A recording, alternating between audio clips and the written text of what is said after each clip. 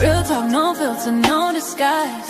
Every headline, I'm breaking it live. From the streets to the pressure up top. We see it all, yeah, we connect the dots. Weekly, right, yeah, we run it down. Truth hit different when it wear a crown. No fluff, no cap, just facts in sight. Welcome to the weekly rain report. Let's get into it tonight.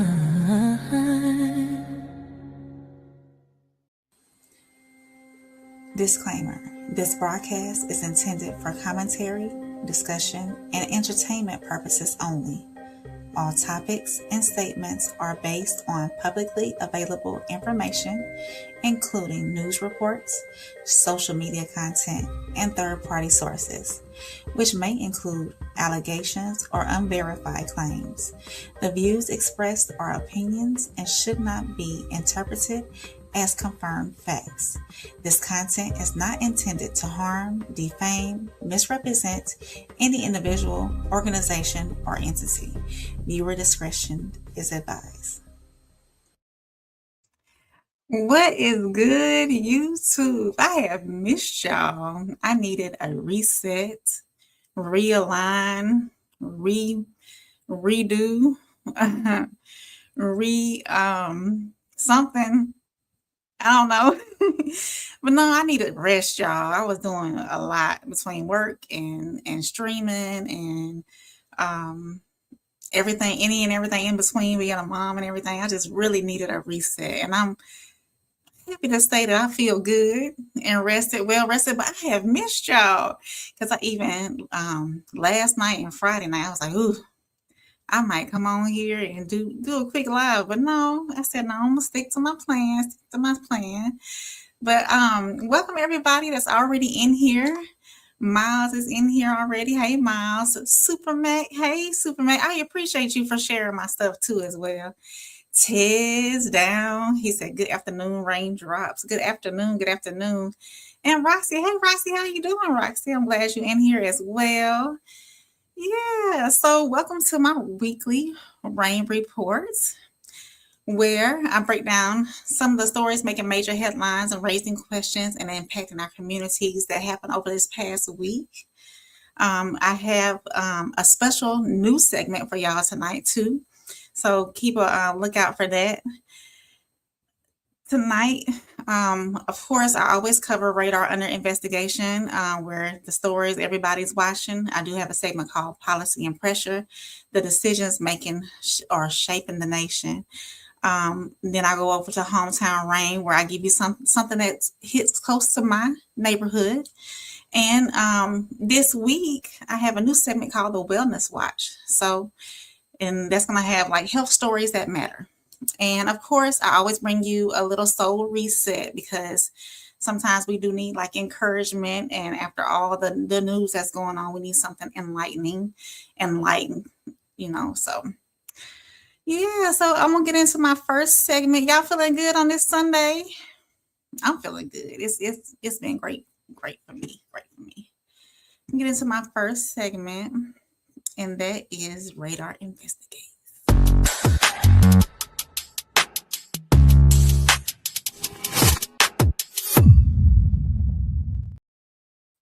Yeah, so this is what I have for y'all tonight. I have 3 stories. So we're going to take our time. I'm here, y'all. I'm here. We're going to take our time. So let's see what I got for y'all.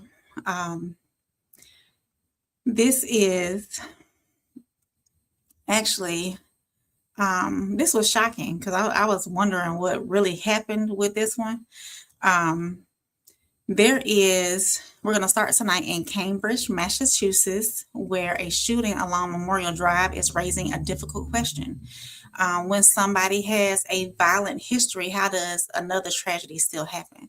So authorities say that a 46-year-old named Tyler Brown, the man accused of opening fire on Memorial Drive, was arraigned from a hospital bed after prosecutors say he fired dozens of rounds into traffic, leaving 2 innocent people seriously injured.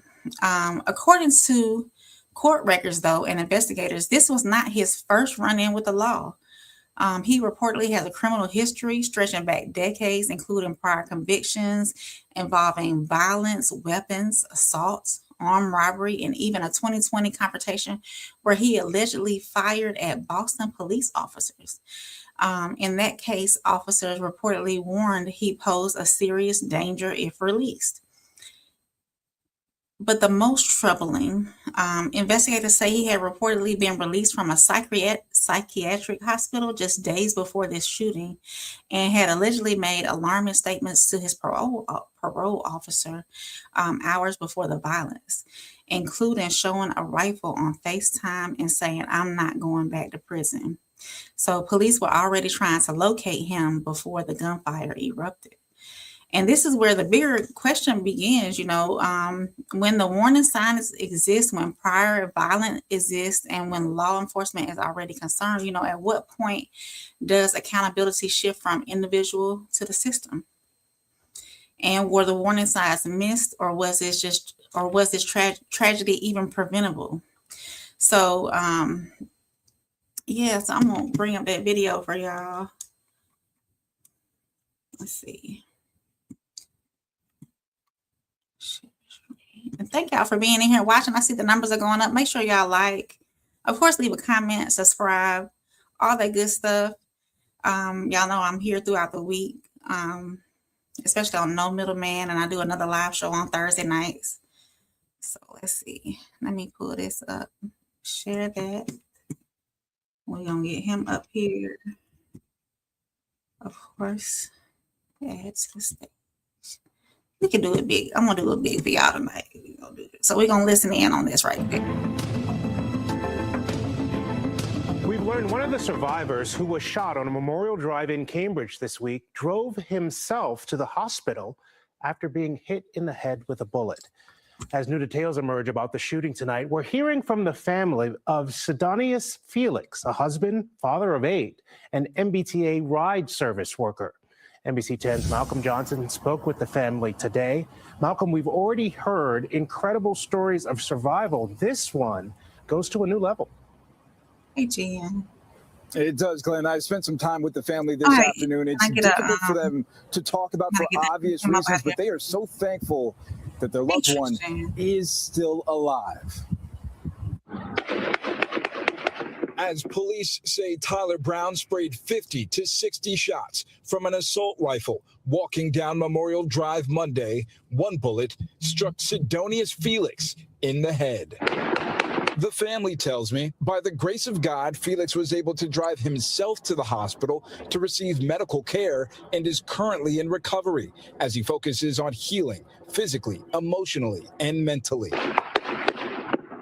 But should Brown, who was previously in prison for shooting at Boston police in 2020, still have been in prison? It's clear now in hindsight he should have been in prison and receiving treatment for a lot longer period than he received. This individual, sadly, had a documented and very long criminal history of violence. Rachel Rollins was the district attorney when Brown shot at police. She proposed 10 to 12 years in prison. The judge gave Brown only 5 to 6. I was outraged that this individual was going to get such a short period of time. There's a reason why members of law enforcement and elected officials ask for long sentences. We are thoughtful about it, or at least certainly I was, and it was just disappointing that we weren't believed or heard. And a disappointing time for somebody still here in the community, which is why this evening at 7:30, JC, they will be holding a vigil for members of the community in the neighborhood to come together.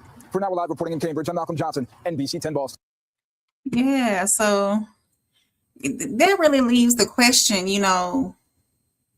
should these repeat violent offenders be released? Should they be given the opportunity to be out in the public with everyone else? If they keep committing these same crimes over and over and over again, should they really be out there? Yeah. Hey, Kobe. Yeah, Kobe presents. Hey, Kobe. Thank you, Tristan, for doing that. I appreciate that. Miles said, looks like the system failed. Absolutely. I believe that in my personal opinion, yes. And Tristan said the judges are the problem to me because they're the ones that make those final decisions, right, Tristan, when it comes to their sentences and everything. Hey, Souls, thank you for stopping in. I appreciate you. I do have another I have 3 stories tonight for radar and investigation. Everything had been going on lately, so let me get to this next story, y'all. It's been hot this week. Hot. So I have this was I'll save this one for later. So this next story, I'm gonna switch it up just a little bit. So this next story, it feels less like a crime case and more like something pulled from a psychological thriller. Corey Richens, the Utah mother who was accused of fatally poisoning her husband with fentanyl, has now been sentenced to life in prison without parole after being convicted of murder.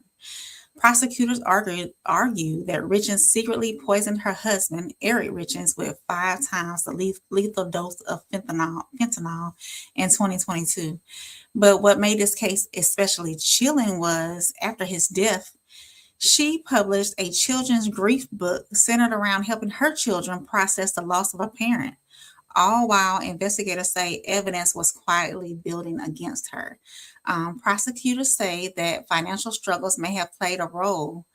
Court records reveal allegations that Richens believed she would inherit millions from her husband's estate and had collected over $1.39 million in life insurance payouts before her arrest. And perhaps the most heartbreaking part of this story is her own children reportedly told the court they feared for their safety if she were to ever be released. That leaves the question, how well do we really know people who are the closest to us, So I'm going to play this video for y'all so y'all can listen to her sentencing. Let's see. There we go. Hold on. There we go. Sentencing for a mother and author convicted of murdering her husband, poisoning him with fentanyl, and then writing a children's book about grief after his death. Her son telling the judge, quote, "I want her to go to prison forever," and what the judge decided. Here's ABC's Trevor Ault. This is the time set for sentencing. Tonight, Corey Richens will spend the rest of her life in prison for murdering her husband with a fentanyl-laced cocktail. He's had 2 Eppies American. A person convicted of those things is simply too dangerous to ever be free. The Utah mother sentenced without the possibility of parole moments after emotionally addressing her 3 sons. I did not abandon you. I did not just walk out of your lives one day to never return, to never call. But all her children told the judge in prepared impact statements read by their counselors that they wanted their mother locked up for good. I want her to go to prison forever. If she got out, I would be so scared. After the murder, Corey Richens published a children's book on grief, which she promoted on TV, saying it was meant to help her children deal with the loss. She has adamantly denied killing her husband and today remained defiant, talking to her boys. Murder? No, absolutely not. I will not accept that. Corey Richens says she plans to appeal. Since her conviction, all of her letters to her children have been returned unopened. David. Trevor Ault tonight. Trevor. Her children don't even want anything to do with her. That's crazy. Hey, if you crazy, you wild. Tristan said, even though I think that people can change, they can also stay the same. If you recognize a pattern, why let that man free? Absolutely. That's why, these repeat offenders I don't think they should be getting out. Miles said, good question. Tristan said, there's no way you're about to make me reconsider having a woman cook for me. Sko, welcome in, Sko. I appreciate you being here. So I have one more video. This is kind of like a wow moment for y'all. So let me pull up that. So now this next story, if y'all saw this without context, you would swear it came straight out of Fast and Furious movie, the Fast and Furious movie. So a dramatic police pursuit in Wisconsin. Yeah, okay. Sorry, y'all. A dramatic police pursuit in Wisconsin is going viral after a shocking video captured a fleeing vehicle literally launching into the air and flying over traffic during a chase. Authorities say the incident began after law enforcement attempted a stop connected to a felony warrant. And yes, the footage is as wild as it sounds. Investigators say the driver sped off, crossed the ditch at high speed, and became airborne, clearing part of the traffic before crashing back down and eventually trying to flee on foot. Officers later took the suspect into custody. So here is, let me pull the video up for that one. This was wild. When I seen it, I was like, oh my God. So let me do this. Here it is. And it takes it a second to get to the part where the car is going into the air. So y'all hold on. Y'all be patient. Y'all be patient. So here we go. Coming up to Pioneer on Military. And then I'll slow it down. I got you, Pioneer Military. Through the intersection, passing Fleet Farm on Military. 316. Turning the Fleet Farm parking lot. Step on. 1116 are through.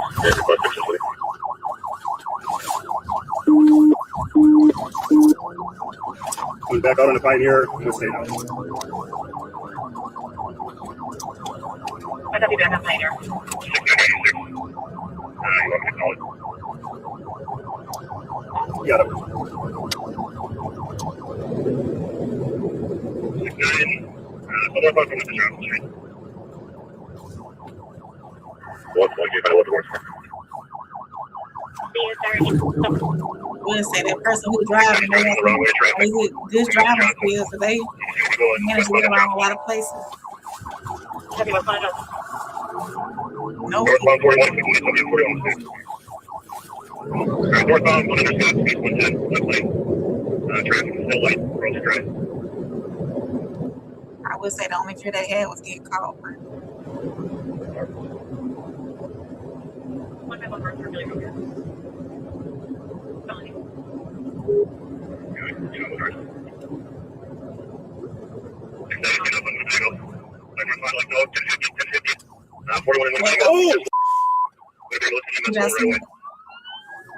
I'm gonna slow it down.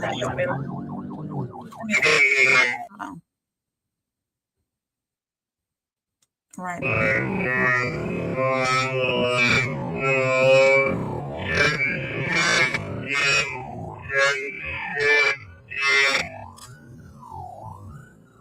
I mean, it went airport. Watch. Oh, on top of another car. Yeah, y'all. Did y'all see that? We'll finish watching the whole pursuit right quick. That's right, copy. Crash showing available. The core of 41. I don't know what he driving, Miles. Running on foot, white shirt, black pants, black male. Over here with the dog.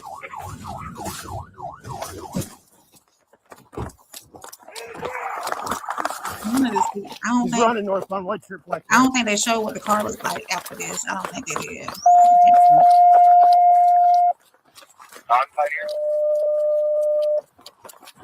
Get on the ground!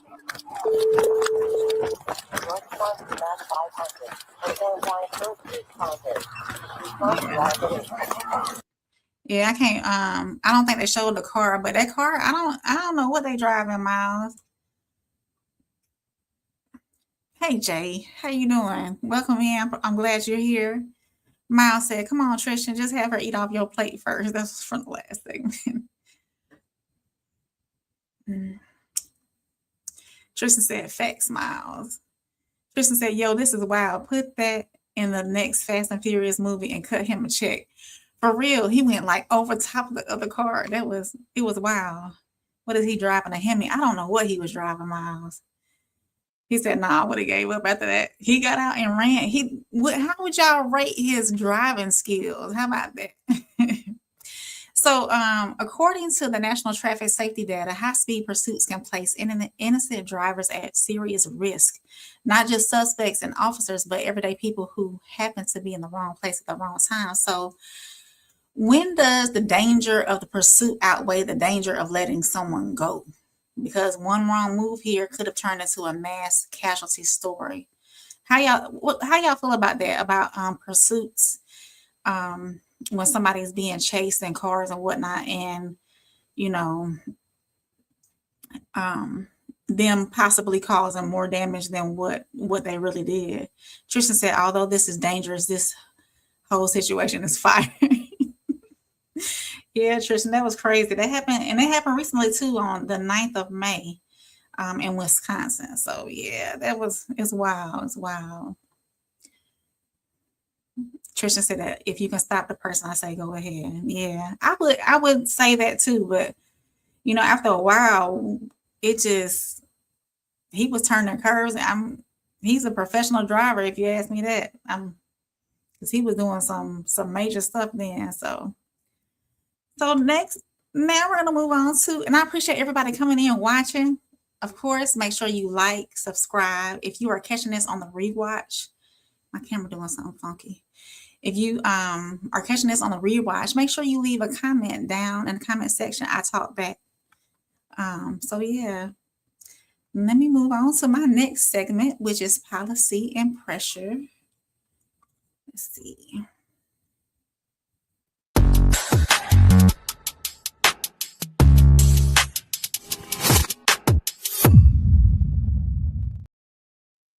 So, of course, welcome to Policy and Pressure, where we slow things down and look past headlines and ask the bigger question, what does this actually mean? Tonight, do I have 3 stories? I wanted to talk about so much, y'all, because I had missed y'all this whole week. It was crazy not streaming this whole week when that's something I was used to. So, but I appreciate the rest and the recharge. Let's see. Do I have 3 stories? We'll see. We'll get through it. Raising questions about America's power, priorities, and pressure points, both here at home and overseas. So, with my first story, I wanted to talk about was anything actually accomplished during Trump's China visit. So we know that Trump just wrapped up a high-profile visit with Chinese president. I'm not going to say his name, Jinping. And on paper, this was supposed to be a major moment. Trade tensions, Taiwan, AI, fentanyl trafficking, and even the growing conflict involving Iran were expected to be a part of the conversation.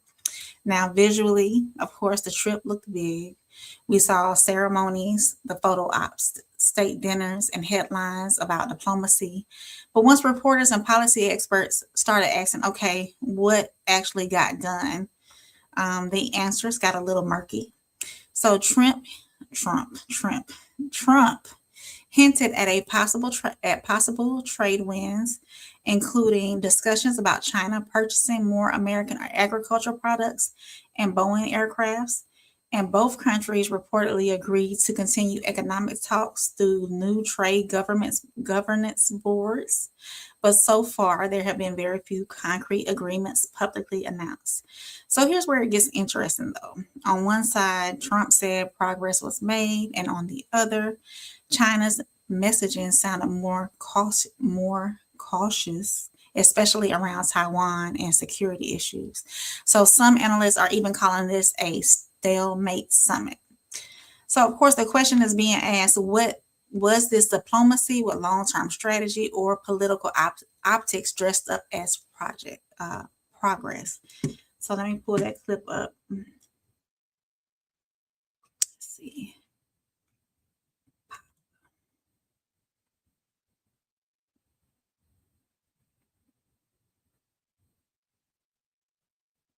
There we go.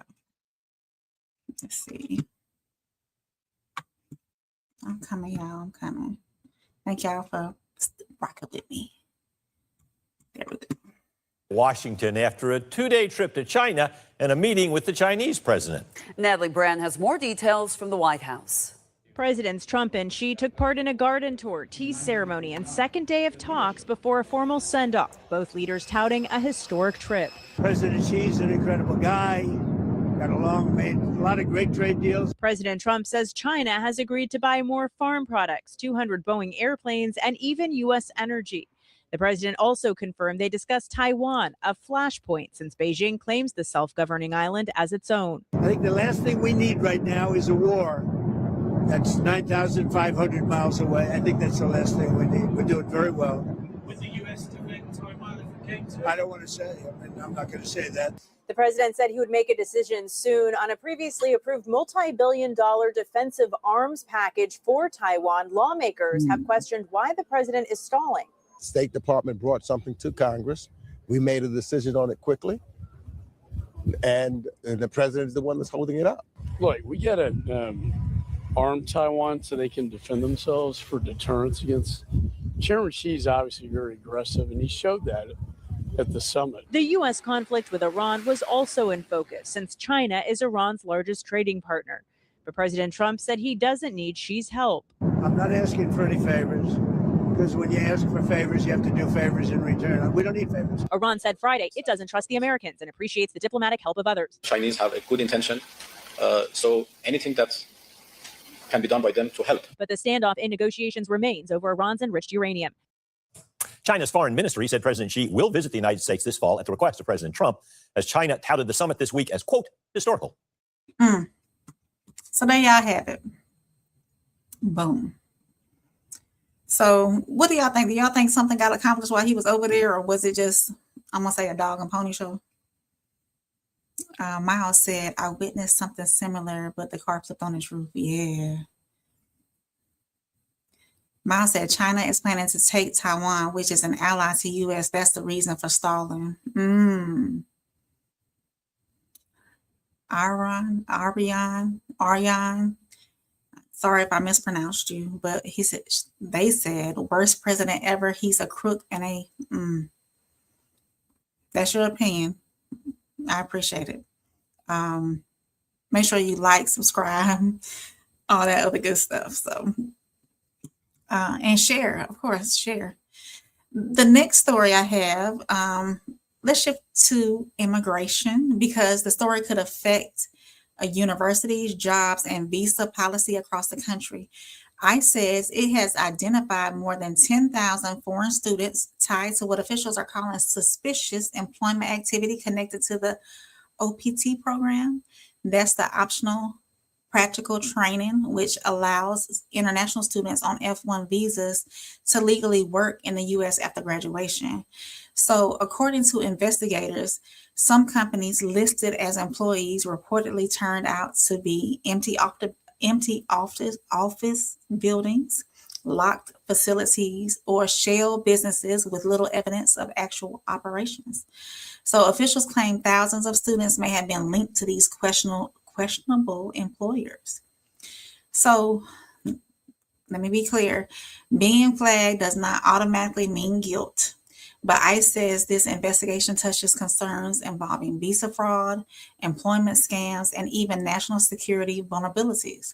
So this raises questions, of course. How do you crack down on fraud without unfairly hurting legitimate students who came here the right way to study and build careers? For many international students, this program is their pathway to opportunity. So let me pull up that video for y'all. Let's see. This one is shorter. I'll play this one right here. Hold on. Let me be quick to talk when I hit the button. Immigration fraud now identifying thousands of foreign students who claim to be working for employers by abusing a controversial visa work authorization program. ICE says more than 10,000 foreign students are taking part in potential fraud through a program that allows them to extend their stay in the U.S. after graduating from college. They can do so for up to 2 years, in fact. That program is the federal government's optional practical training program called OPT. This is only the tip of the iceberg. Many of these employers include NGOs engaged in suspicious activity. We've discovered empty buildings and locked doors at addresses where hundreds of foreign students are allegedly employed. In many cases, multiple OPT employers claim to operate from the same address, but none actually lease the facility. We found small residential addresses listed as work sites for hundreds of foreign students, yet no employees were present. So ICE is now looking into those employers, alleged employers, some who claim to have offshore HR and payroll personnel. Many of the employers also had tax liens, civil lawsuit collections, and breaches of contract. Yeah, so that that's crazy. I mean, I know fraud happens. But for those students who come here, you know, and do it the legit way, it's you know, it's tough because then you'll have tougher policies. Trisha said Trump is definitely stalling. And Roxy said, hey, y'all, hit that like and subscribe button. Absolutely. While you're in here, hit that like button, hit that subscribe button, share it with a friend. If you're watching this on a rewatch, make sure you comment. I talk back, y'all. Tristan said, can't they vet operations of those companies if they're affecting security? I would think so, Tristan. I would, maybe there's not enough federal workers to really like crack down on these places and do the vetting process. I'm not for certain. Why are they yeah, how long has this really been going on?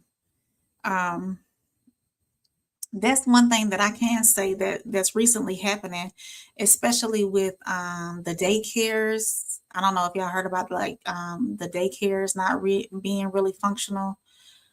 Functioning daycares and whatnot, and people are getting hundreds of thousands of dollars of federal assistance from the government to make sure that, or to fund their daycare business for, I guess, people who need that assistance, but they're not really, when people show up to do investigations, there's nobody there. So Miles said $1 million handshakes.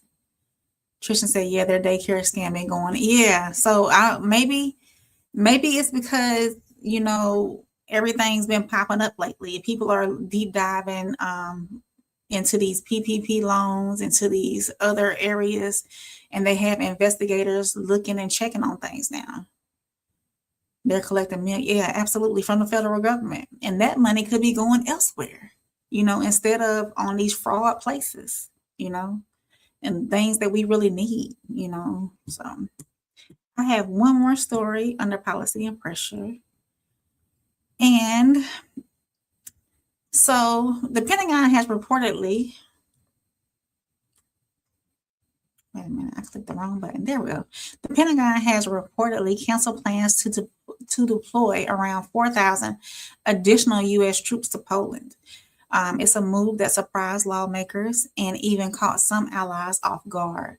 Now, if you've been following global politics, you know that Poland has become one of America's most important allies in Eastern Europe, especially with ongoing concerns about Russia and regional security. Critics say that this decision could send the wrong message to allies who rely on U.S. military presence and reassurance. Supporters, however, argue Europe should carry more of its own defense burden instead of depending on so heavily on American troops. Lawmakers are already asking questions because Congress previously pushed to keep troop numbers in Europe above a certain level unless there was just strong justification for reductions. So what are we looking at? A smart military recalibration or America quietly pulling back from global commitments? So let me pull that video up for y'all. Let's see. I should have had this stuff in order, and I didn't. There we go. Then let me add this to this thing. We're going to play this. Now, I'm Austin in Westfall. Take a look. U.S. officials say that the Pentagon is drawing down thousands of troops in Europe by canceling deployments to Poland and Germany, as opposed to pulling forces already stationed there. The 4,000 troops are from the Army's 2nd Armored Brigade Combat Team, 1st Cavalry Division. Retired Marine Intelligence Officer, National Security Analyst, and the host of the Strat Podcast. Hal Kempfer, still here with me to discuss. Hal, Poland's defense spending is in line with what the Trump administration has said it wants NATO allies to spend. So is the big question here, why is this happening to Poland specifically? Austin, that's actually the question that Poland was asking, which is why is this happening to us? Because Poland is almost, they're getting very close to that 5% of GDP investment in defense. They have been very much closely aligned in policy strategy with certainly what Washington wants to see happen with NATO. They've been very generous in terms of putting up U.S. troops and other NATO troops in their country, paying for their housing and a lot of other things. I want to go back to this. Paying for their housing and a lot of other things. I want to go back to this. Let me find it. It's not going to let me pull it up. There it is. It says the decision to withdraw troops follows a comprehensive, multi-layered process that incorporates perspectives from key leaders in Yukon and across the chain of command. This was not an unexpected last-minute decision, and it would be false to report as such. Okay. We're going to listen for a few minutes, and then I'm going to move on. Certainly what Washington wants to see happen with NATO. They've been very generous in terms of putting up U.S. troops and other NATO troops in their country, paying for their housing and a lot of other things that was really kind of above and beyond. So Poland was a little bit confused, but it was kind of clarified later this afternoon when they basically said, and it was somewhat confusing, this is a rotation force. This is not forces that are like permanently stationed there. They stay there all the time. They live there with their families. This is a rotation force that goes in. I think it was going to do like a 9 or 10 month rotation, then rotate out. And the advanced part of that, the equipment, a lot of other things had already been rolling into Poland, so it was already there. So it was suddenly turned off, and it was rather confusing. And what it boiled down to, as I explained this afternoon, was, look, we only have so much money in the defense budget, and there is no special additional appropriation for the war in Iran. That's coming out of the defense budget. And they explained that there's going to be a lot of things, a lot of routine training, a lot of permanent change of station moves throughout the Department of Defense or Department of War, a lot of things that are rather routine that we do that are going to be curtailed. And this is one of them. They're just simply not going to rotate that force in because we just don't have the money to do it. And I thought that was rather an interesting explanation. Certainly, everyone was kind of worried after what just happened with Germany. They said, "Oh no, is this some broader policy change?" I don't know if it's a broader policy change. I just think it's a budget issue and with major implications. So he's basically saying that it's just a budget issue, especially with the drawdown that they're doing in Germany as well. I know they were pulling out like 5,000 troops from Germany, a whole brigade combat team from Germany, and then now they're talking about Poland as well. So it's, I would say, a slight reduction. Yeah. So, but anyways, I appreciate y'all watching. Of course, if you're here, make sure you like, subscribe, share this with somebody who wants to hear it. And even if they don't want to hear it, just hit share. It helps the algorithm, of course. And if you're catching this on the rewatch, make sure you leave me a comment. Because I talk back. So moving forward, I am going to move on to Hometown Rain. And my Hometown Rain is going to cover a story that hit close to home. Let me get that rolling.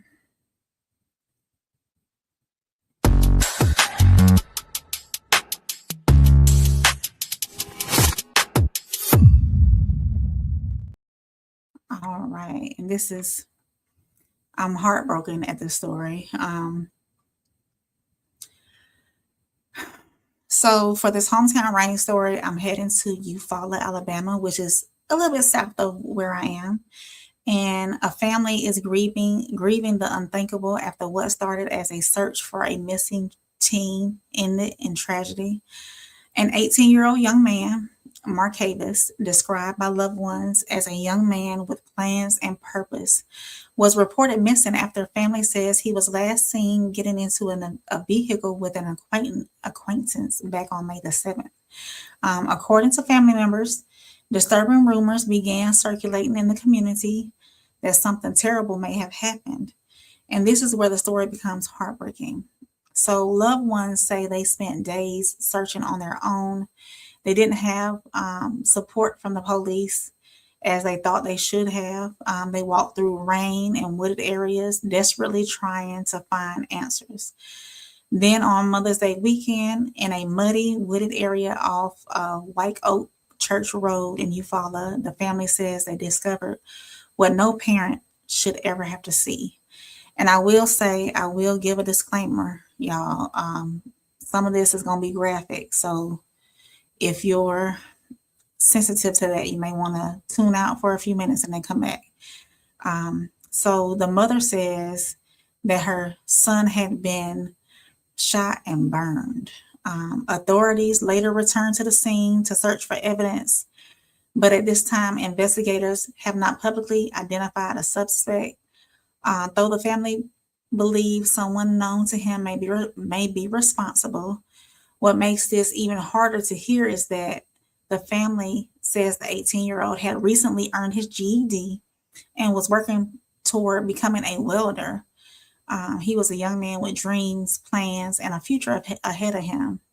So now the investigation remains active. Authorities are asking anyone with information to come forward. And tonight, the story leaves us with a hard question. What happened to this young man, and how do families find peace waiting for justice? So I'm gonna play the clip along with this. If you're sensitive to things like this, you might want to tune out for a minute and come back. Let me see. It's very heartbreaking to hear this. And like I said, this is about 30 miles south of me. So it's been big on the news. I haven't heard any recent updates lately as far as like the investigation. Like the family seems to think they know who may have done this. And I think they're, and this is all alleged, y'all. So I think this, sooner or later, somebody will be, the police has suspects, if I'm not mistaken. So let's listen in. Let me add this and say, let's listen in on this. Barber County. The family of a missing 18-year-old says after searching for him for days, they made a horrifying discovery in the woods. WDHN's Elizabeth White has more for us tonight, and we do want to warn you the details in the story are disturbing. But they got to pay all I'm going to pay. Everybody that's involved, I want them to pay for my son. Everybody that's involved, go pay for my son. Everybody that's involved, go pay for my son. Everybody. A mother's grief is tangible. The pain, unthinkable. For 5 days, Marcavius Rump's family searched for the missing 18-year-old after they say he was last seen Thursday, May 7th, getting into a car with an acquaintance. Then came disturbing information from the community. Fearing he had been badly hurt, the family launched their own search over Mother's Day weekend. I looked for 5 days for my son with no help from the Eufaula Police Department. No help. Me and my family in the rain on Mother's Day. I walked around through woods. Then Monday, in a muddy, wooded area off of White Oak Church Road, their search ended in horror. They basically burnt my baby, shot my baby, burnt them up and chopped them up. And you were the one that found? Yes. How does a father deal with that? I'm dealing with it best I can right now. Tuesday, investigators were back in the woods searching for evidence as the hunt for a killer or killers continues. The family does believe someone known to Marcavius is responsible, but police so far have not named a suspect. Marcavius had just earned his GED and planned to become a welder, a young life cut tragically short. This investigation is still active as authorities search for answers. If you have any information regarding this case, please contact the Eufaula Police Department, and we'll continue to bring you any and all updates, both on air and online here at WDHN. Welcome back into Live Now. Yeah, so sad, heartbreaking. Seemed like he had a whole life planned for him to be a welder and whatnot. I hope that they find out who did this to that young man, because it's so heartbreaking that happened. If you are catching this on the rewatch, make sure you like, comment, subscribe, leave a comment. I talk back. For right now, I'm talking back. So Ted said, get it. Tristan Rose responding to my last segment. He said, yeah, that's my thing. Who's cutting the check to make that happen? I don't know, Tristan. Miles said he was 18, Tristan, 18. Tristan said, rest in peace to that young man. Absolutely. It's a horrible way to leave this earth. Of course, it's probably is not deserving. Yeah, Tristan said, I can only imagine discovering something like that. And the parents had discovered it. That's what makes this so tough, because his own parents discovered it. And and they said they wasn't getting any good response from or any help from the local police station. It's tough. So prayers to that family. Make sure they get the justice they need, the peace they need, the comfort and all that. Tristan, I'm not for certain why the police didn't help. Eufaula is a very small community. I don't know. Their population is real. It's a tiny, small town, tiny town on the Georgia-Alabama border. So I'm not for certain if they didn't have the capabilities to do a search or if they just didn't want to, because we are in the South. So you know how those, I'm not going to put any things out there. International Scope said, they say it's the people closest to you. They say he got in a car with an acquaintance. So, but I'm pretty sure whatever happened, that 18-year-old did not deserve to leave this earth in that fashion at all. Scope said, rest in peace to that young king. Absolutely. He was doing something with himself. And he just had got his GED, was going to welding school. Forever angel now, so forever angel. So yeah, so moving forward, I know that was heavy.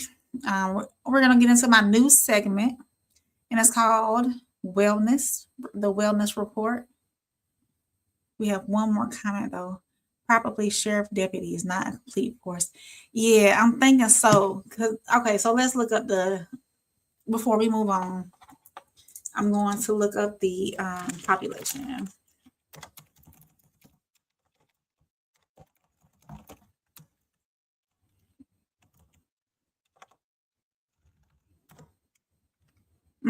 See, so it's approximately 12,111 to 12,584 residents. The city has seen a slight annual decline in recent years, decreasing by roughly 3.5% in the 2020 census. So yeah. And this might matter slightly, but the racial makeup of Eufaula is 45% Black or African American, and then 45 white residents are around, so about half and half. White residents are around 45%. The remaining population consists of Hispanic or Latino residents. So yeah, very tiny town, very tiny town. Trishan said, it's always the young men that got something to work towards. I know, Trishan. So heartbreaking. Very heartbreaking. So my next segment, brand new segment, is the Wellness Watch.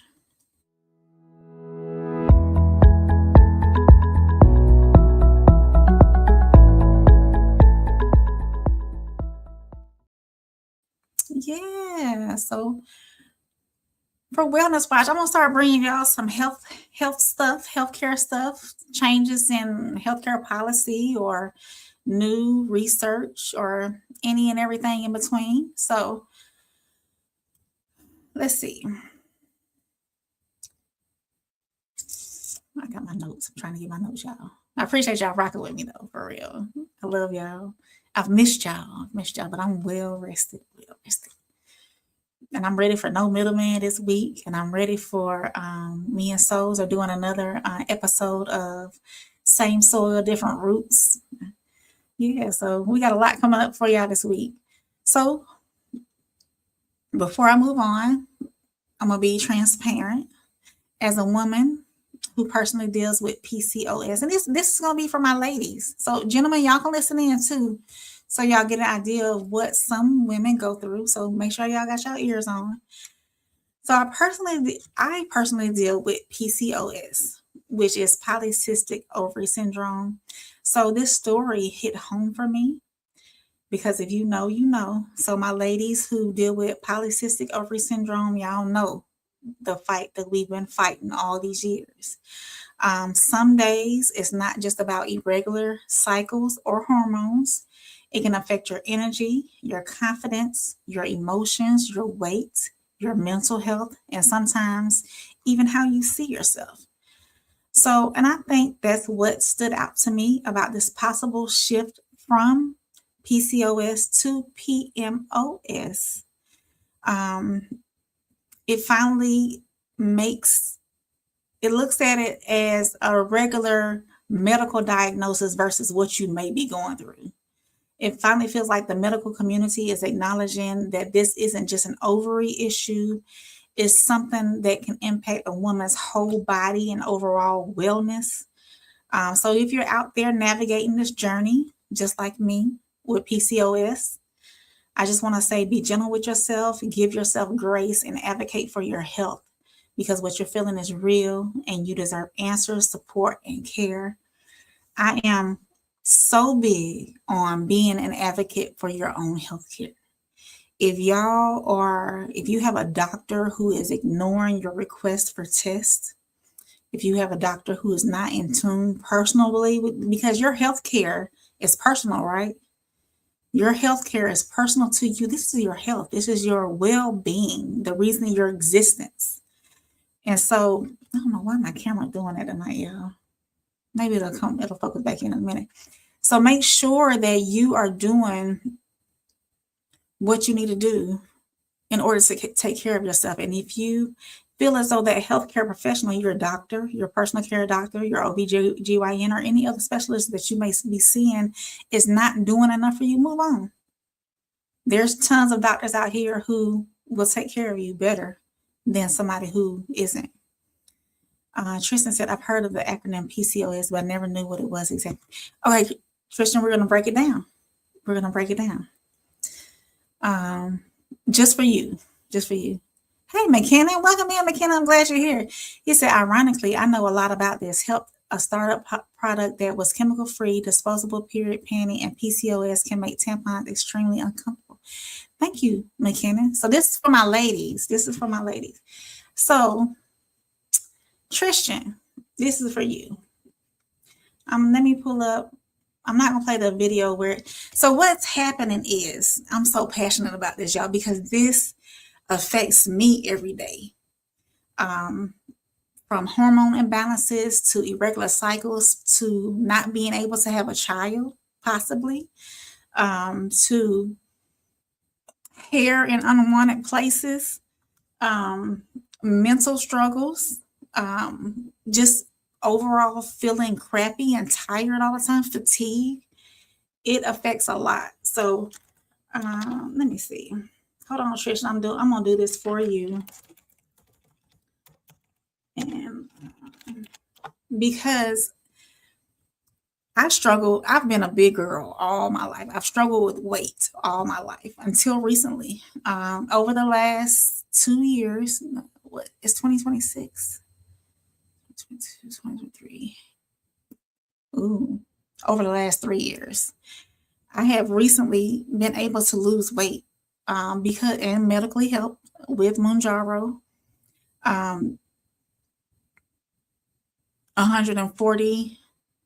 142 pounds. Now, I did have some issues last year with my gallbladder, and I did have to have that removed. It was, you know what, I need to do a story time on this because that was so traumatic for me. So I had to have my gallbladder removed. And thankfully, though, while I was having a CAT scan for my gallbladder, they found a mass on my pelvic, in a lymph node that was in my pelvic. And I had to get that removed. So I had back-to-back surgeries. But thanks be to God, that mass had no cancerous signs at all, but they did remove it. So let me, let's see, PCO.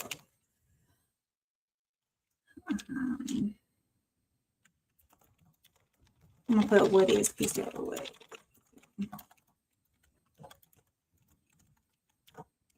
Let me see if it gives us a very simple, quick video. Here's one. So I'm gonna play this for you. Let's see. Share this tab instead. Okay, so this is gonna explain what PCOS is. So this is gonna be for Tristan, y'all. So y'all hang tight. Polycystic ovary syndrome is a common condition affecting around 1 in 10 girls and women. It tends to run in families, but lifestyle also plays a part. It's caused by hormones which are used by your body to communicate with cells. With PCOS, Two hormones may be at slightly higher levels.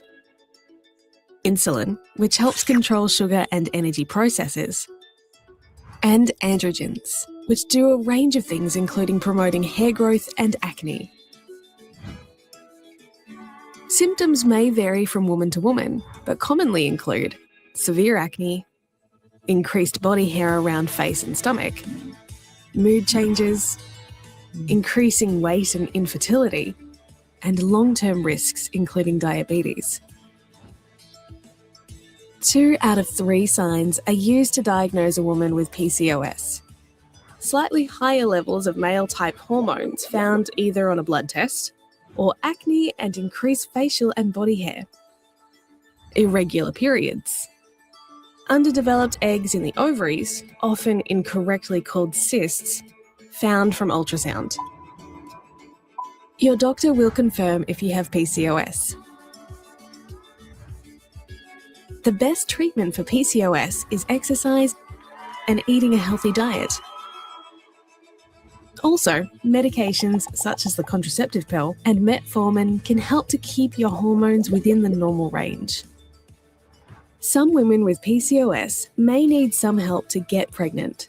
The good news is that women with PCOS mostly have the number of children they wish, but they may take a little longer and often need medication for a short time. So it's good to plan for this by starting a family prior to the fertility decline at around 33 years. It is also common to experience depression and anxiety. Being active, eating well, and getting the right support are all important. There is no cure for PCOS, but symptoms can be managed and women can enjoy a healthy life. Yeah, so that's a little quick rundown of what PCOS is. I was formally diagnosed with it, I would say, I know it was before I had my son, and I had my son at 32. So a couple of years before that, I always had irregular cycles. It was always hard for me to lose weight. I would say I'll give you an example of hard for me to lose weight. In May of 2020, I worked out 5 to 6 days a week. I watched and monitored everything that I took in. Now that workout did include cardio and lifting. So I did reshape my body. I did lose fat and then gain muscle with that. But all throughout that whole month of May, I did not lose any weight. Now I lost inches, but I never lost any weight. There are a lot of women out here who do have PCOS who are active, who are just a little thicker, and they can't lean out. They can't get rid of the fat. They can't lean out. I have PCOS with insulin resistance, and that's how I was able to get assistance with Mounjaro as far as the insurance company approving me for. I am so thankful and overly blessed for Mounjaro, because over those times of me working out constantly, trying to lose weight, trying to eat correctly, I will say this, I look at a piece of bread and I probably gain 5 pounds. I definitely have to watch my carb intake. I have to watch gluten, things that have gluten. I do have to do carb cycling. I will say recently I fell off. I really fell off and I gained some weight. I deal with inflammation. There's a lot of things that I have to be so intentional and particular about when dealing with PCOS. If not, it'll get out of hand. I will be transparent. My highest weight was 420 pounds.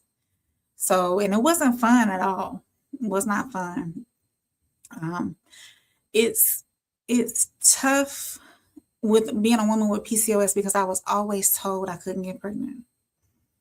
And I just had that fear that I would never be a mother. So I'm so thankful that God blessed me and I was able to be a mother, or I am a mother, and I'm thankful for that. And I'm going to go ahead. I'm going to stop. This is going to be a story time. I'll do a story time on PCOS, my journey with PCOS, my journey with GLP-1s, and being a mother, and any and everything in between. So I'm gonna go ahead and finish up this story because y'all been rocking with me for a whole hour now. I really appreciate it. Bridget said, I'm gonna get to these comments and then I'm gonna play the video, because what's happening is polycystic ovary syndrome have been overlooked so much because doctors say, well, if you were to lose weight, then you wouldn't have all these symptoms. If you were to eat correctly and, not indulge in sugars and all this, my body has trouble even processing natural fruit sugars, so it's tough for a doctor to say, well, if you would lose, for years, see, I'm getting into that spiel again. I'm going off track. For years, I was told to lose weight. And it's so hard and so difficult for women with PCOS to lose weight. And with this medical diagnosis changing, all this research that they did, it's an endocrine issue. It's not just cyst on your ovaries. Whenever, I will say this, I'll tell this right quick. Whenever I was in the 8th grade, I had appendicitis. So I had to get my appendix removed. When they went in to remove my appendix, I had a cyst encapsulating one of my ovaries. They had to reconstruct my fallopian tube and get that cyst off of my ovary. And that was in the 8th grade. So I've been dealing with this since very young, So Bridget said, I'm gonna move on, y'all. I'm gonna move on. Bridget said, a lot of Black people say, I'm good. Doctors can't read your mind. You have to tell them everything. Absolutely. Be overly transparent with your doctor. Don't overlook things. Don't think that, oh, that little ache, that ain't nothing. Don't do that, because that little ache can turn into something else, Tristan said, wow. Yeah, Tristan. Miles said, health is a blessing. We take it for granted so often. We absolutely do. I'm not going to mispronounce your name, but I thank you for being here. And they said, women suffer. Make sure you like, subscribe, and share, and all that good stuff. Tristan said, oh, so it starts biologically. Got it. And he said, more power to you, Softy. You're not letting something like this take over. Absolutely. Absolutely. Miles with his exclamation points. Tristan said, I appreciate you for sharing this with us. Absolutely. Absolutely. Miles said, yes, thanks for your story and sharing your victory. Yes, definitely.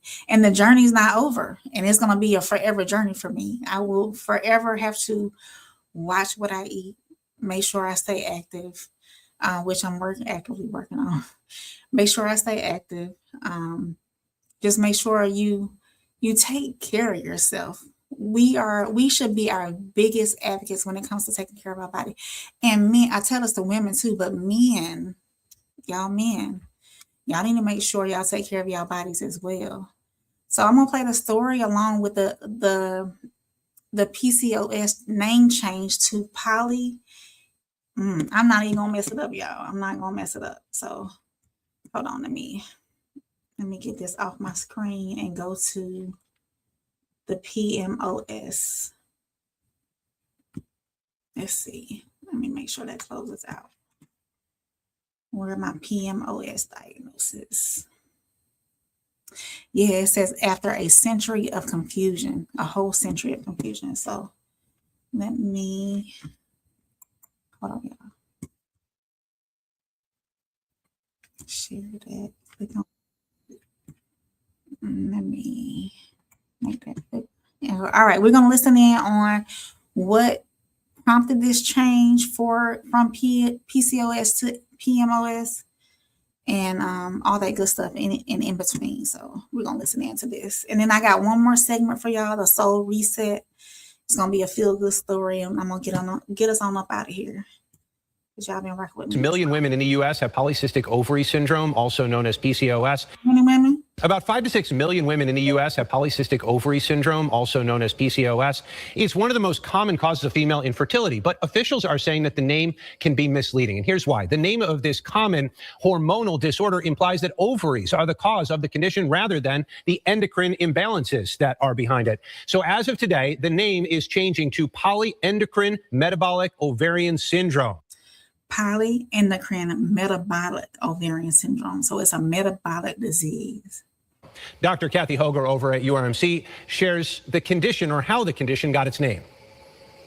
It was mistakenly named that back in the 1930s, because when they operated on women who had these irregular periods and high androgen levels, they found the ovaries looked kind of bulky and had these little sort of areas that they thought were cysts because they didn't have ultrasound back then. So they called it polycystic ovary, and the name kind of stuck. However, the cysts are really just follicles. And what we've learned in the last 100 years is that the ability of the ovary to ovulate the follicles was compromised in many women with PCOS. So these are normal follicles in the ovary that simply pile up and they begin to look larger. And if you look at an ultrasound, they're fluid-filled structures that look like cysts.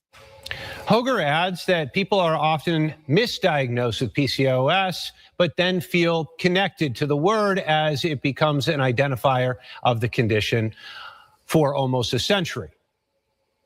People are in many different ways connected to the word PCOS because it's an identity that many people have. So there's a little bit of resistance to changing something, even if it's not a representative name. But a lot of the motivation came from those with the condition who said, listen, I'm tired of going in and telling people this is not about my ovaries, this is another condition. Now, the process to change the name requires the healthcare community to understand PMOS as it becomes more of a well-known diagnosis. Get the Rochester. Let me see if I got another video for this, because I thought I had a better video. PMOS.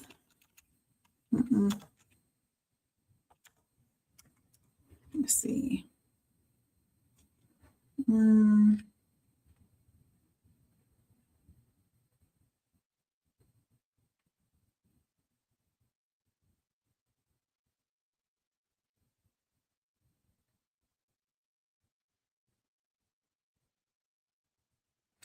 Okay. I think I like this one better. Welcome to PCOS misinformation jail. Or should I say PMOS misinformation jail? Because they just changed the name. What? Why? Well, because of the mistake you just made. Calling it polycystic ovarian syndrome naturally makes one think that it's all about, well, having cysts on your ovaries. But in reality, those cysts aren't actually cysts. You don't need them to be diagnosed. And even when they are there, they're just one symptom of a much more complex condition. See, before an egg is released during ovulation, it needs to be matured. So the ovary grows this little fluid-filled sac called a follicle for it to marinate in. After the egg is released into the fallopian tube, that sac gets reabsorbed and the process starts again. But sometimes these follicles just pause. They never release an egg, so they don't get reabsorbed, and you end up just having a bunch of them hanging out there looking, well, kind of like cysts. And while this is much more common among people with PCOS, it does happen to all ovaries from time to time. So simply having these dormant eggs and follicles in your ovaries isn't enough to be diagnosed, and you can certainly be diagnosed without them. Okay, well, if it's not about cysts, then what is it? The artist formerly known as PCOS is in fact a full body condition involving an imbalance of hormones such as insulin and testosterone in those assigned female at birth. Obviously, this impacts your reproductive system. It's why the eggs often don't release, and it's why irregular ovulation and thus irregular periods are such a hallmark of the condition. But that's not all that those hormones do. They impact where your hair does or doesn't grow, how oily your skin is, your mood, your mental health, and your metabolism, aka your body's ability to turn food into energy, which is why weight gain and fatigue are so common. This is why medical experts around the world have agreed to change the name from polycystic ovarian syndrome to polyendocrine metabolic ovarian syndrome. Poly, multiple, endocrine, hormones, metabolic, to do with energy production, ovarian, because while reproductive health isn't the only thing impacted, it's still a big part of it, and syndrome, like from The Incredibles. The truth is, we don't know exactly what causes PMOS. It's an under-researched and often misunderstood condition. And you know the rule, whenever there's a gap in medical understanding, you'll find grifters. Hey, my womb warriors, here's how I cured my PCOS in just 12 weeks with a low-carb, high-protein keto diet and this amazing all-natural supplement. Affiliate link in bio. That is enough of that. And welcome. No, you cannot cure PMOS. Given this is a metabolic condition, it's true that lifestyle changes like improving your nutrition are some of the first-line treatments to help reduce symptoms. But highly restrictive diets carry their own risks, both physical and mental. So do unregulated supplements, not to mention the cost. I get it. The medical industry doesn't have the best track record with women's health, and the promise of natural cures can be super tempting. But you should never be making drastic lifestyle changes without consulting your doctor first. Sorry, but I know for a fact that PCOS PMOS, okay, is caused by your birth control pill. It makes your symptoms worse and it causes you to be infertile. No, it doesn't. There is zero evidence for that. Actually, the combined oral contraceptive pill is another first-line treatment for people with PMOS to help them manage their symptoms, including irregular periods, and help them live a better, healthier life. Obviously, they aren't going to be all that helpful if you're actively trying to get pregnant, but taking them, even for extended periods, has no long-term impact on fertility once you stop. Oh, sorry, I'm just here to pick up my niece. I couldn't help but over here. Why are you talking about getting pregnant at all? I mean, PCOS literally means you are infertile. Get in. Yes, PMOS is a leading cause of infertility. I mean, the less you ovulate, the less chances there are to conceive. But that doesn't mean no chance. So if you don't want a baby, you still need to use contraception. And if you do want one, there's some really effective medications out there now that mean the vast majority of people with PMOS. Yeah, so she went into a little background. Maybe y'all get a better understanding of women and fertility and PCOS, PMOS. I am thankful for the diagnosis being, well, not the diagnosis, the name being changed to a metabolic syndrome. I am excited to talk to my doctor about it. I actually go see her at the beginning of next month to see if this is going to open more doorways for me as far as like my hormones and everything else, because I've never, to be transparent, even with my OBGYN and my doctor, I've never had my hormone levels checked. So I'm hoping that maybe now with this name change, with it being a metabolic, endocrine metabolic issue, officially changed to that, I'm hoping that it opens those doors for me. I've asked here and there for hormone checks and whatnot, but they haven't done any of that yet. So I'm hoping that this is going to open up those doors for me when it comes to this. So Miles said, yeah, we hard-headed with our health. Y'all men are. Yes. He said he had a scare about 2 years ago, basically neglect and bad diet. Yes, we only get one of these vessels. We have to take care of it. Supermax said, never good being at the mercy of emerging science. Absolutely. Uncle Plug, welcome in, Uncle Plug. I appreciate you being here. And Supermax said, people that get it don't get it. I got you, Supermax. So I'm going to move forward to my last segment, a feel-good story. And I just closed out my browser, y'all. Hold on. A feel-good story. Let me get back to it.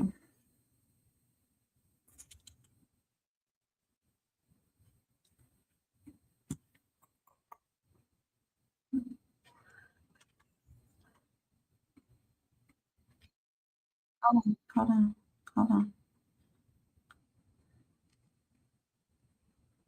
I'm gonna get this queued up so I can just click on it whenever it becomes time. There we go. Just say yes, this is very important. Absolutely. So we're gonna move on to my next segment. If y'all, before we move on to this next segment, if y'all are catching this on the rewatch, make sure you comment. I talk back, and make sure you like and subscribe. Yeah. Hold on, y'all. So our next segment is the Soul Reset.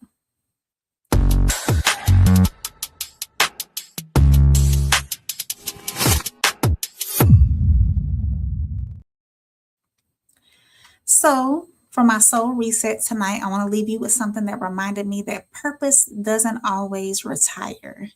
Sometimes it just changes uniform. There's a story coming out of Atlanta, and honestly, it touched my heart. After retiring as a longtime principal of Burgess Peterson Academy, a man named David White could have easily stepped away. He had already poured years into education. He had already led, guided, and mentored and shaped young lives. He had already done what many would call enough. But instead of leaving the school behind, he came back.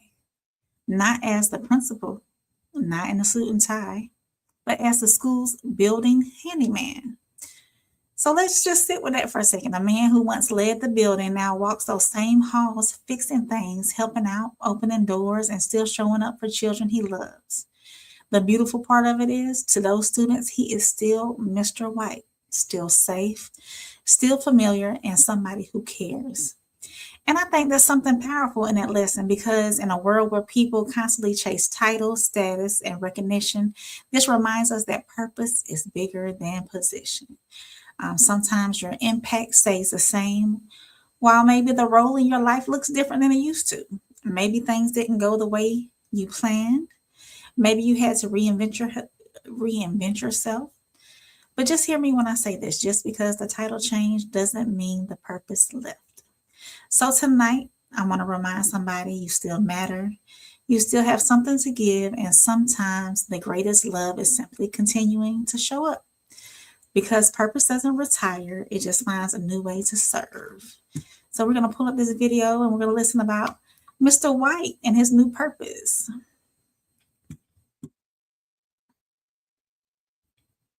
Didn't last long for one Metro Atlanta school principal. After 10 years leading the campus, he's back, but this time he's making sure everything inside of it runs smoothly. Our Kaylee Fedko caught up with him. He spent a decade leading the school. Now he's back, keeping the lights on. I was always afraid of these before. I thought they would electrocute me, but they won't. David White retired last September from being principal at Burgess Peterson Academy, but home didn't suit him for long. I found myself really kind of lonely and disconnected. I'd lost my sense of community for sure. So when this position became available, I kind of laughed because I used to say that it would be the perfect retirement job. He applied for the open site operations job and got it. The same man who once ran the school now fixes what keeps it running. I find myself now always looking to see if there are lights that are burned out, if there are issues that need to be addressed. There's always the need for touch-up painting, right? Because kids have dirty little hands and they love to pick paint. Like this broken bathroom light, just another problem he's used to solving. So this light started flickering yesterday, like just blinking off and on. And so of course the kids were saying it was haunted. Around here, his impact hasn't faded. Students and staff still light up when they see him in the halls. It's so great to see their excitement to be here every day. And it's been great to see them so excited to see Mr. White. I really feel that having him back has added so much value to our community. Just now, with the tool belt and a new title, proving no matter the role, some people never stop showing up for the places they love. Yeah, y'all. So that's our solar reset for tonight.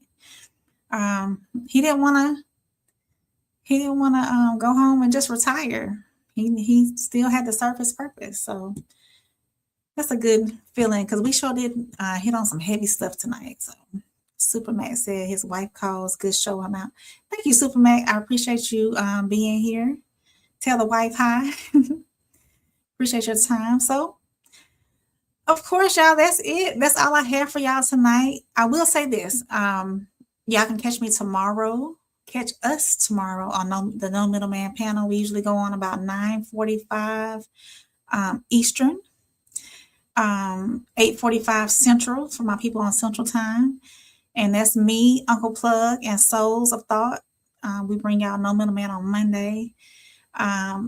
I don't know what the lineup is going to be the rest of the week. Oh, catch us on Wednesday Rewind.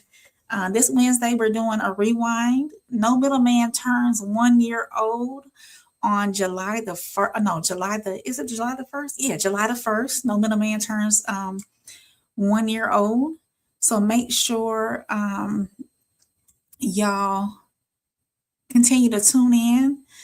I don't know exactly which show we're going to be reviewing or rewinding on Wednesday. Wait a minute.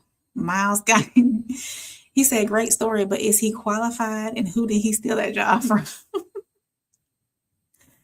I don't know, Miles. I don't know.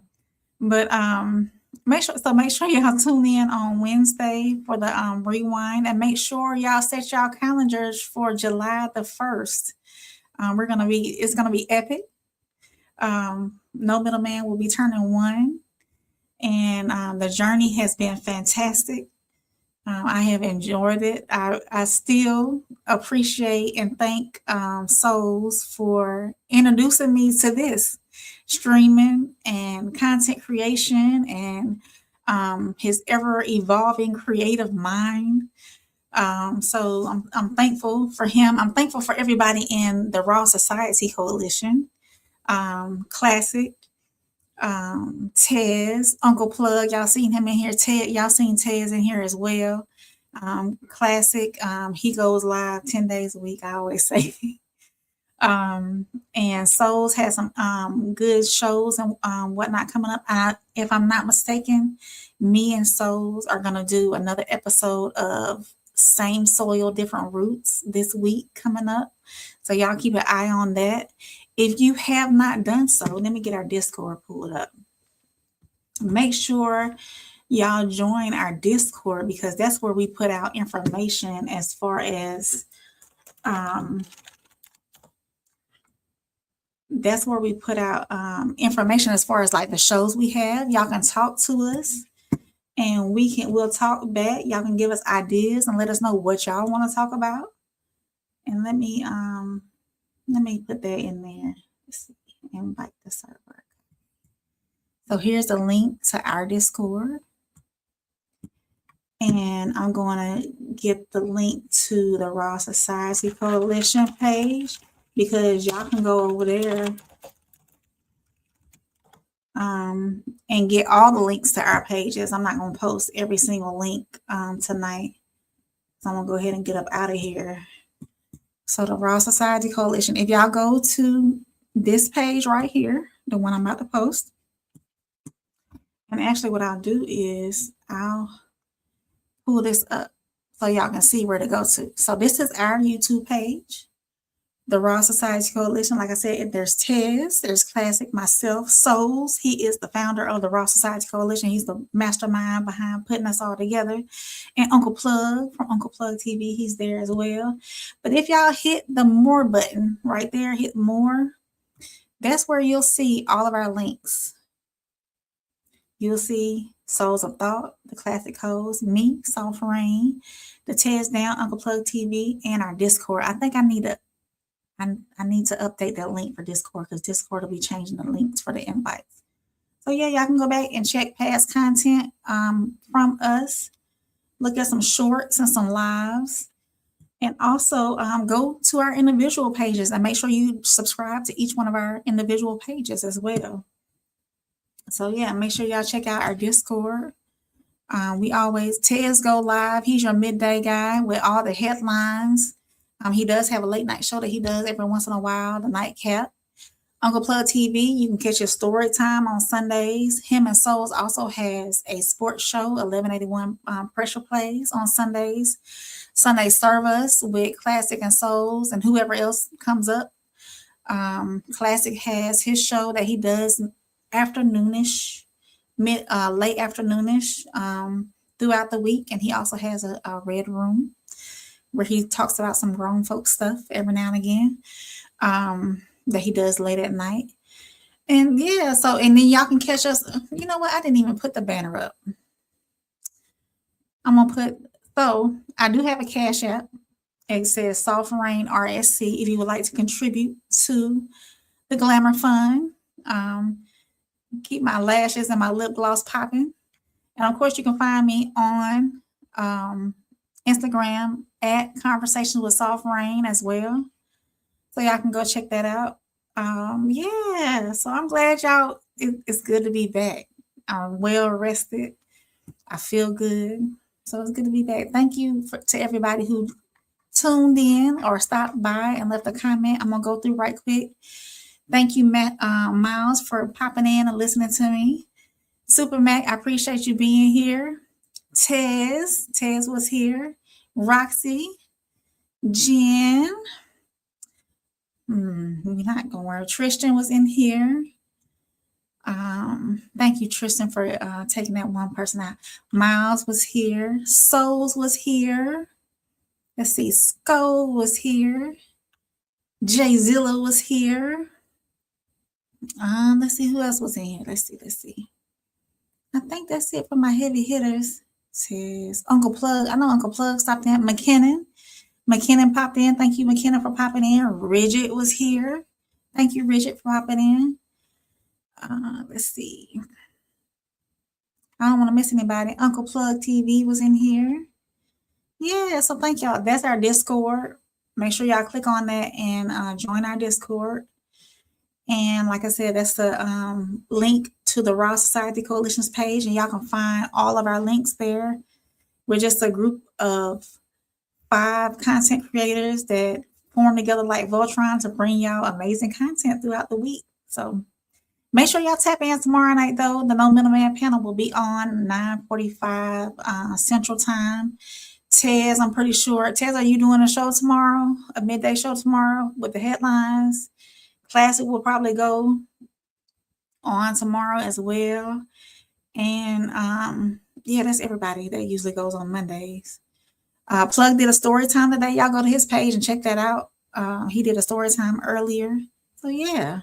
Oh, yep. Tez said, yes, I am. So Tez will be in the building tomorrow doing a show for y'all.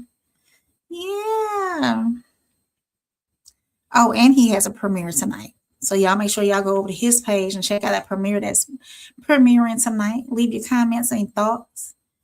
Yeah. So I'm going to get on out of here. So just like that, my raindrops, we've reached the end of another weekly rain report. We covered the headlines, asked the hard questions, looked at what's happening in our communities, and hopefully found a little perspective along the way. Of course, I want to hear from you. So if you're catching this on the rewatch, let me know which story stayed with you the most tonight. Drop it in the comments and let's keep the conversation going. If you enjoyed tonight's report, make sure you like, subscribe, and share the screen with somebody who likes real conversations and real perspective. And remember, in a world full of noise, confusion, and quick reactions, take a moment to pause, protect your peace, and stay informed. So until next time, hold on, before I get up out of here, because Tez said something. Yes. Oh, I'm sorry, Tez. I was trying to remember everything.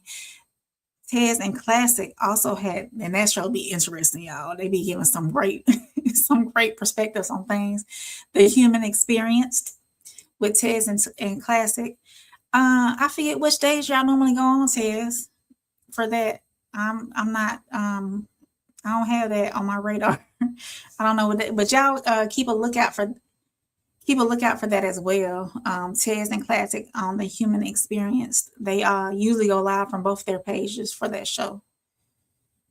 Also, it's premiering tonight. Okay, so it's premiering tonight, the Human Experience. So make sure y'all go over to Tez's page, subscribe, and do that. Yeah. All right.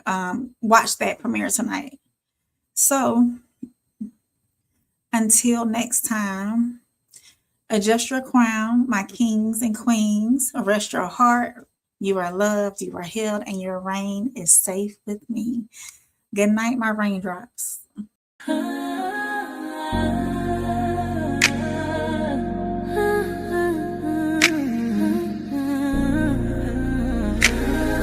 It's your girl, Soft Rain. Real talk, no filter, no disguise. Every headline, I'm breaking it live. From the streets to the pressure of up top. We see it all, yeah, we connect the dots. Weekly rain, yeah, we run it down. Truth hit different when it wear a crown. No fluff, no cap, just facts in sight. Welcome to the weekly rain report. Let's get into it tonight.